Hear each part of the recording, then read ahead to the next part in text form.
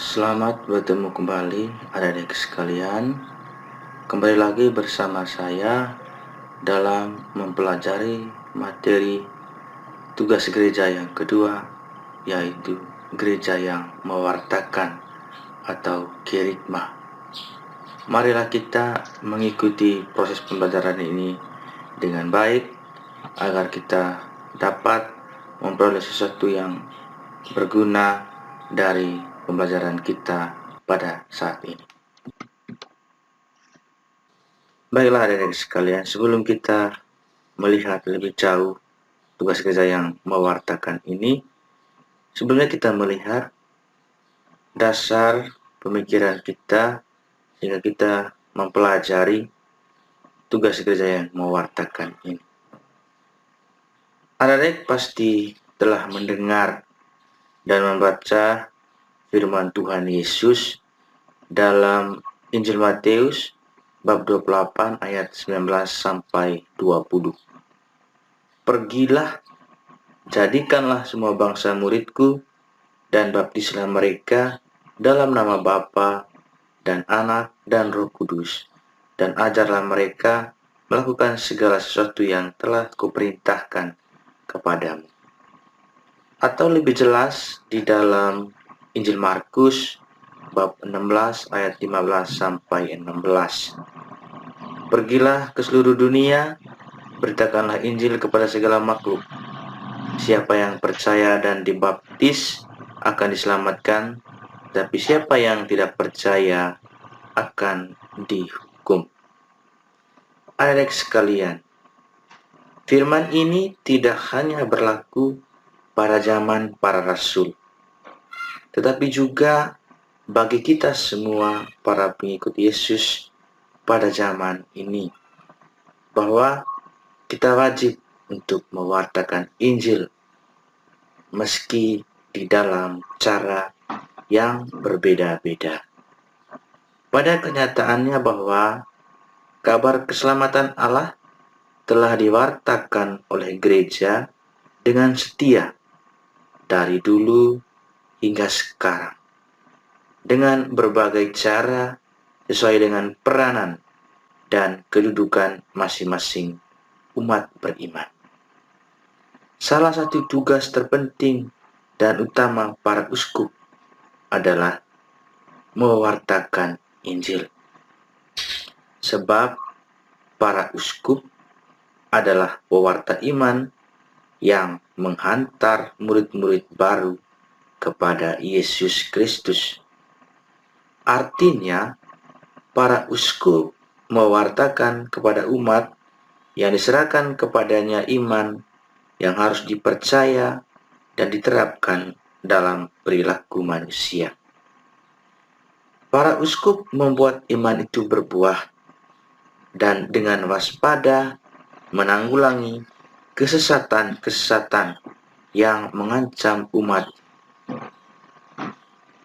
Kita kaum beriman wajib menyambut dengan baik ajaran para uskup tentang iman dan kesusilaan yang disampaikan atas nama Kristus dan mematuhinya dengan ketaatan hati yang suci.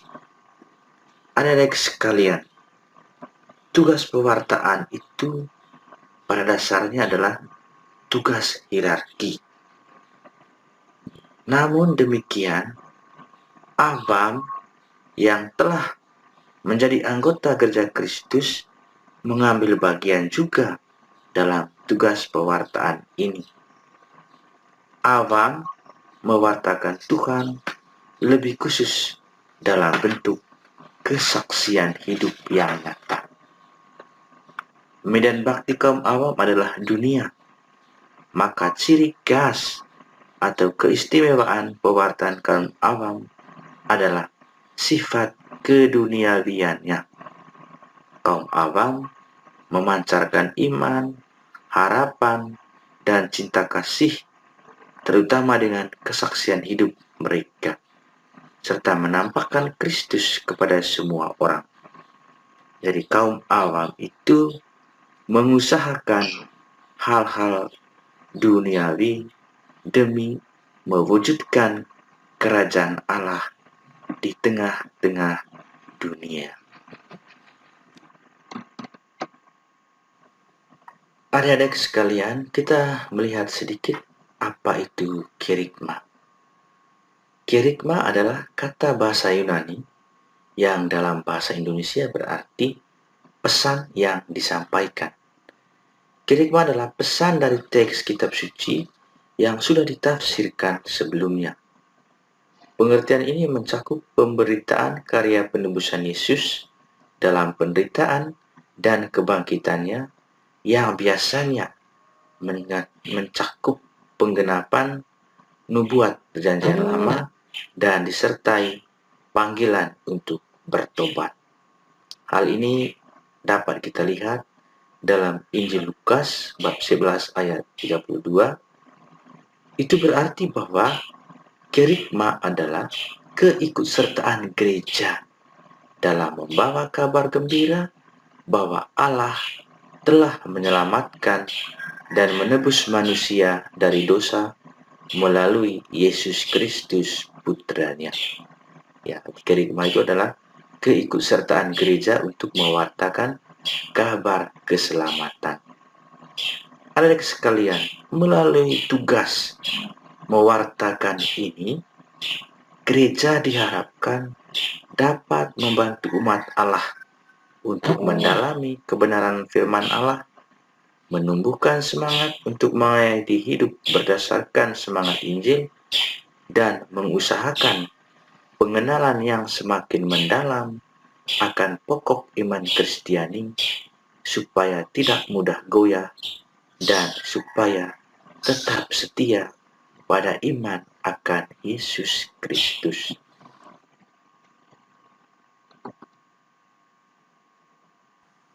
Adik-adik sekalian, marilah kita melihat inspirasi kitab suci tentang perutusan murid-murid Yesus. Kita baca dalam Injil Matius bab 28 ayat 16 sampai 20. Perintah untuk mewartakan Injil. Dan ke-11 murid itu berangkat ke Galilea, ke bukit yang telah ditunjukkan Yesus kepada mereka. Ketika mereka melihat Dia, mereka menyembahnya.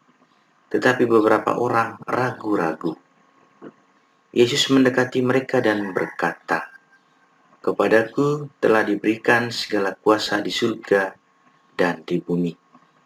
Karena itu pergilah, jadikanlah semua bangsa muridku, dan baptislah mereka dalam nama Bapa dan Anak dan Roh Kudus, dan ajarlah mereka melakukan segala sesuatu yang telah kuperintahkan kepadamu.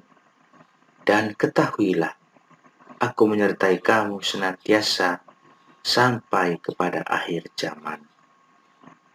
Adik-adik sekalian, dari bacaan ini kita bisa melihat bahwa tugas pewartaan diamanatkan oleh Yesus kepada para rasul, kepada para muridnya. Kemudian para penerus para rasul, yakni paus dan para uskup, harus melanjutkan tugas pewartaan ini. Dan kaum awam yang adalah anggota gereja diperintahkan oleh Yesus untuk melibatkan diri dalam melanjutkan tugas pewartaan ini.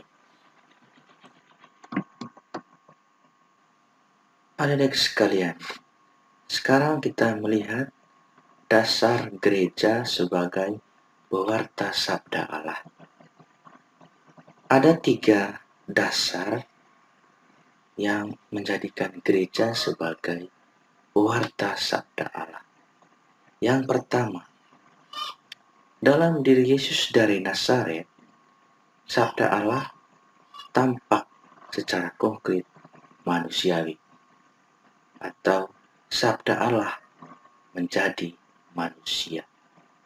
Sabda Allah menjelmakan diri dalam sejarah kehidupan manusia. Oleh karena itu, sabda Allah senantiasa hidup dan berbicara dalam segala zaman. Yang kedua, pada masa sebelum Kristus datang, sabda Allah telah ada, namun sabda itu lebih diwarnai dengan janji-janji. Sedangkan sesudah penjelmaan atau Kristus menjadi manusia, sabda Allah lebih bersifat kesaksian hidup. Dalam kesaksian itu, Kristus, sabda sejati, hadir di dalam sejarah manusia sebagai sarana keselamatan. Yang ketiga, bentuk baru sabda itu adalah gereja. Kristus, sabda Allah yang hidup, menciptakan gereja, dan lewat gereja ia bisa hadir dan berbicara dalam sejarah manusia. Pada pihak lain, gereja pada hakikatnya tidak lain daripada jawaban atas panggilan Yesus Kristus, sabda Allah yang hidup.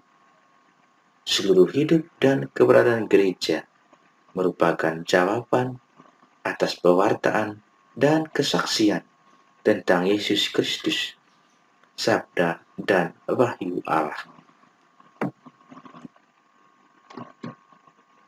Adik-adik sekalian, sekarang kita melihat bentuk-bentuk sabda Allah dalam gereja. Dalam diri Yesus dari Nazaret, sabda Allah tampak secara konkret dan manusiawi. Ada 3 bentuk sabda Allah dalam kitab suci, dalam gereja.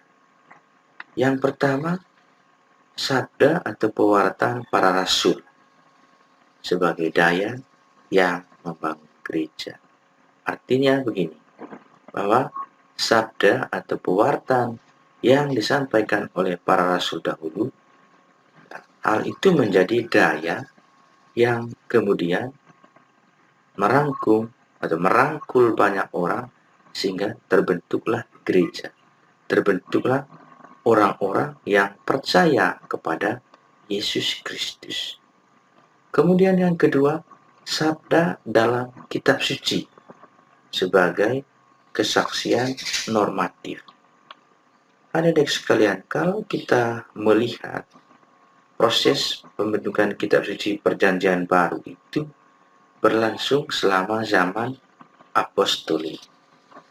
Di mana-mana waktu itu muncul tulisan-tulisan yang berisi pewartaan mengenai Yesus Kristus, Tuhan kita, sabda Allah yang menjadi pribadi. Tulisan-tulisan itu dikumpulkan gereja dalam suatu proses yang agak lama dan dijadikan kanon kitab suci yang melengkapi kitab suci Perjanjian Lama yang sudah sejak semula dihargai oleh gereja sebagai sabda Allah. Dengan demikian, wahyu Allah melalui Yesus Kristus sungguh selesai dengan kematian Rasul terakhir. Sebagian kitab-kitab Perjanjian Baru menurut kanon barangkali baru ditulis setelah kematian Rasul terakhir. Namun, adik-adik sekalian, gereja sungguh yakin bahwa tulisan-tulisan itu berisikan pewartaan para rasul yang asli. Gereja bisa mengetahuinya karena kesadaran iman yang tetap hidup di dalamnya, yang juga berasal dari pewartaan para rasul. Artinya bahwa sabda Allah dalam kitab suci itu sungguh-sungguh bersumber dari pewartaan para rasul, kesaksian-kesaksian yang disampaikan oleh para rasul. Kemudian yang ketiga, sabda Allah dalam pewartaan aktual gereja sepanjang zaman. Adik-adik sekalian, tugas pewartaan adalah untuk mengaktualisasikan apa yang disampaikan Allah dalam Kristus, sebagaimana diwartakan para rasul. Dengan demikian, sabda Allah sungguh datang pada manusia, menyelamatkan mereka yang mendengar dan melaksanakan pewartaan gereja. Itulah adik-adik, 3 bentuk sabda Allah dalam gereja. Yang pertama, sabda dan pewartaan para rasul. Yang kedua, sabda Allah dalam kitab suci. Dan yang ketiga, sabda Allah dalam pewartaan aktual gereja sepanjang zaman.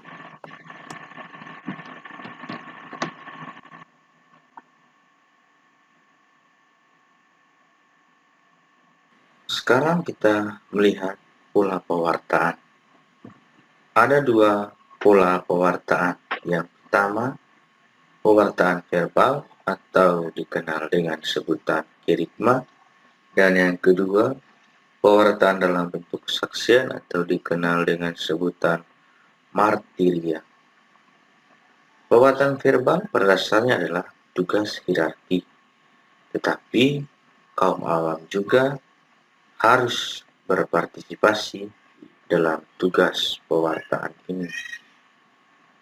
Ada beberapa bentuk pewartaan verbal pada saat ini.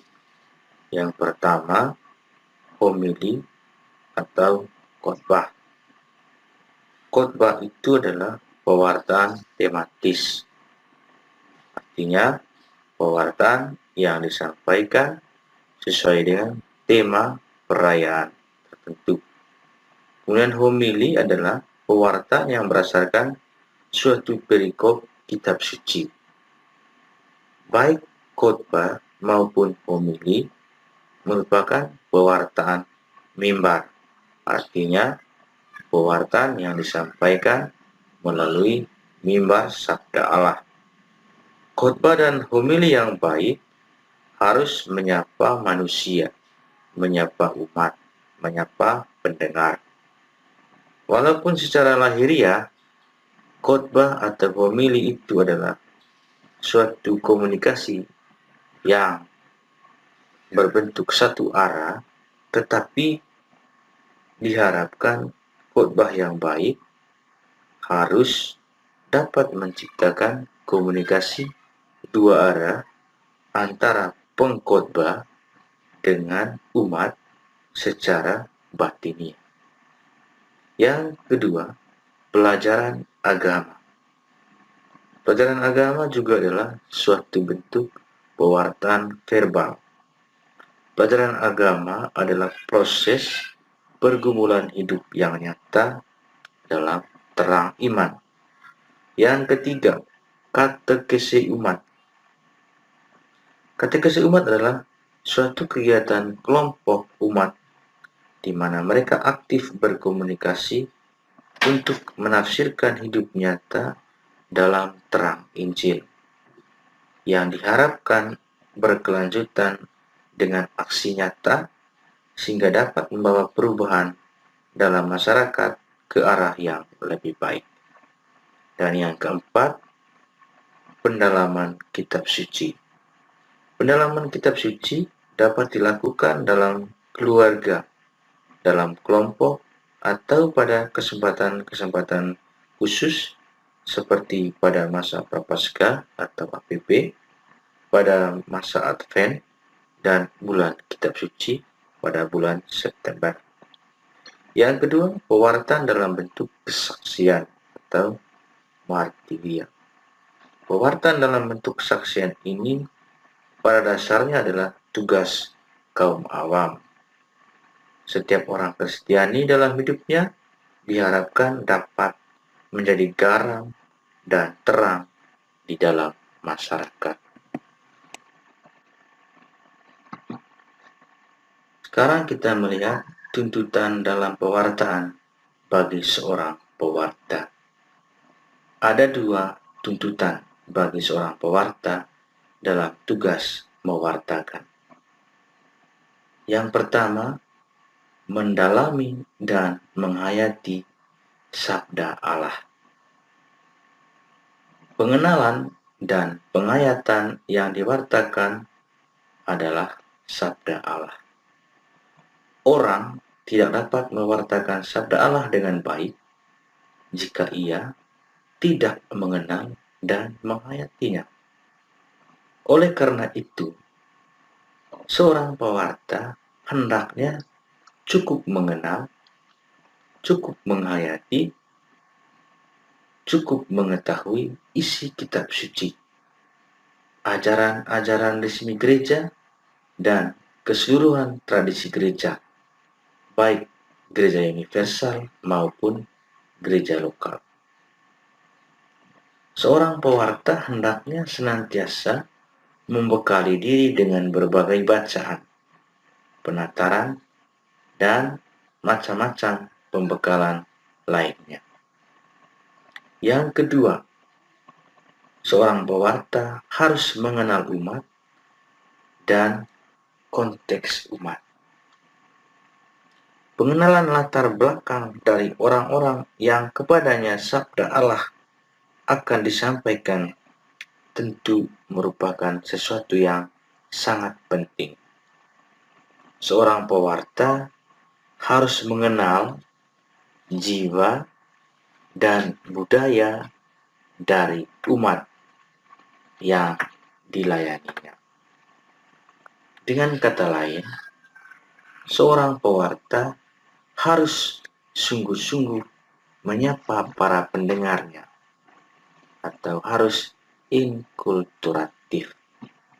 Karena itu, pengenalan dan kepekaan terhadap lingkup budaya masyarakat sangat dibutuhkan. Pengenalan akan lingkup budaya dapat ditimba dari berbagai sumber, bisa melalui bacaan yang berkaitan dengan masyarakat di mana seorang pewarta melayani atau di mana seorang pewarta mewartakan sabda Allah, juga bisa ditimba melalui wawancara atau bertanya pada orang-orang yang mengetahui secara baik keadaan masyarakat di mana seorang pewarta akan mewartakan sabda Allah. Seorang pewarta hendaknya harus menyatu dengan mereka yang kepadanya seorang pewarta akan mewartakan kabar gembira tersebut.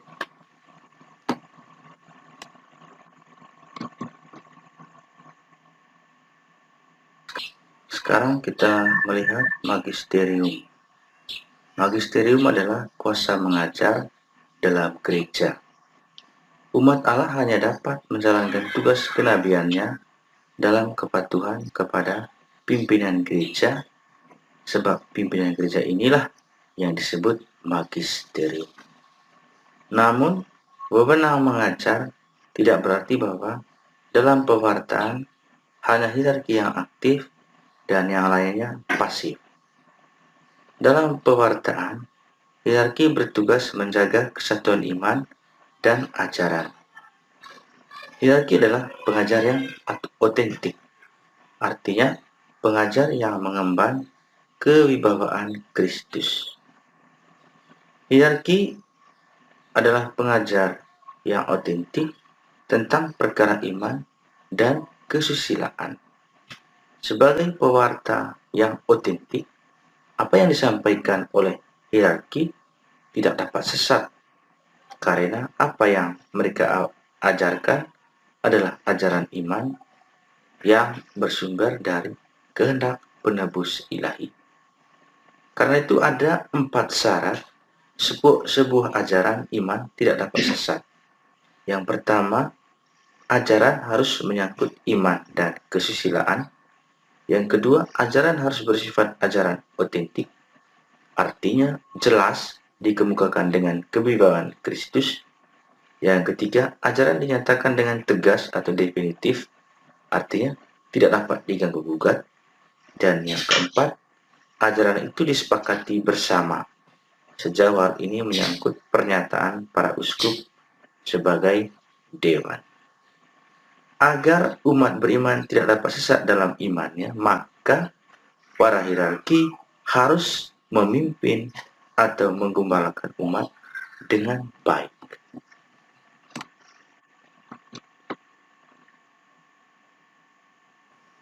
Sekarang kita lihat pewarta sabda. Pewarta sabda adalah mereka yang secara khusus melibatkan diri dalam tugas pewartaan. Yang termasuk di dalam pewarta sabda itu antara lain para pengkhotbah, para katekis, dan guru agama. Menjadi pewarta merupakan suatu panggilan. Oleh karena itu, seorang pewarta hendaknya yang pertama dekat dengan yang diwartakannya, artinya dekat dengan umat. Yang kedua, menjadi senasib dengan yang diwartakannya, menjadi senasib dengan Yesus Kristus yang diwartakan oleh pewarta tersebut. Yang kedua, berani menanggung derita seperti yang diwartakannya. Sebagaimana Yesus berani menanggung derita tentang apa yang diwartakannya, para pewarta juga harus demikian. Yang keempat, siap untuk diutus dan diserahkan kepada umat yang mendengar pewartaan. Jadi seorang pewarta itu harus siap diutus, tidak boleh menolak. Dan yang kelima, memiliki komitmen yang utuh kepada umat. Jadi harus setia, komitmen kepada umat di mana dia menjalankan tugas pewartaan. Itulah adik-adik beberapa hal yang berkaitan dengan pewarta sabda Allah.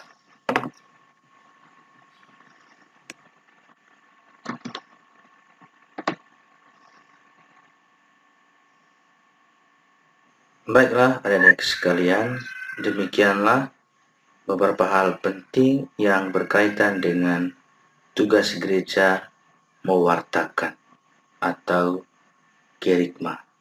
Terima kasih atas keikutsertaan adik-adik sekalian dalam pembelajaran ini.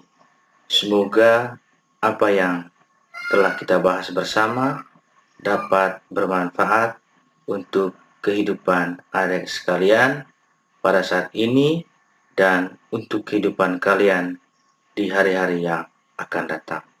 Sekian dan terima kasih.